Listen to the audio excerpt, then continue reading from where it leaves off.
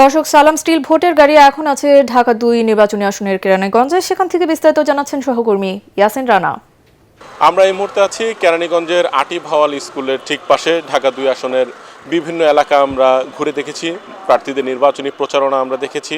এখানে বিএনপির প্রার্থী ডাকসুর সাবেক ভিপি আমানুল্লাহ আমান, জামায়াতের প্রার্থী রয়েছেন ইঞ্জিনিয়ার তৌফিক হাসান এবং ইসলামী আন্দোলন বাংলাদেশের প্রার্থী মাওলানা জহিরুল ইসলাম। আমরা এখানে কিছু ভোটারদের সাথে আমরা কথা বলবো, এখানে ভোটের মাঠে কি কি সমীকরণ থাকতে পারে এই বিষয়টা আমরা ভোটারদের কাছে জানবো। জি, আপনার কাছে একটু জানতে চাইবো যে এখানে প্রার্থীদের প্রচারণা কেমন দেখছেন? আমরা এলাকার জনগণ হিসাবে আমরা আমানুল্লাহ আমানের প্রচারণাই সবচেয়ে বেশি দেখতে পাচ্ছি। মনে করেন আমরা ভোট কেন্দ্র যাই গিয়ে দেখি ভোট দেওয়া হয়েছে।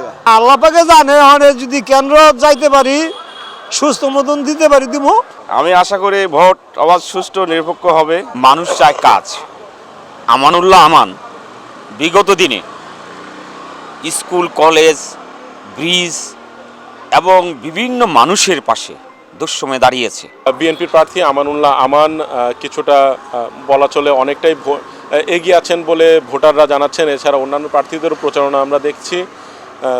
এখানে ভোটের মাঠে নানান ধরনের ইকুয়েশন আছে। এছাড়া প্রার্থীরাও বিভিন্নভাবে বলার চেষ্টা করছেন এখানে যেন কেরানীগঞ্জের উন্নয়ন হয় এবং ঢাকার ঠিক পাশে হলেও এই এলাকাটি উন্নয়ন বঞ্চিত রয়েছে, এমন একজনকেই তারা ভোট দিবেন যেন এই এলাকার উন্নয়নে বিশেষভাবে উনি ভূমিকা রাখতে পারেন। তো এই ছিল কেরানীগঞ্জ থেকে সবশেষ তথ্য।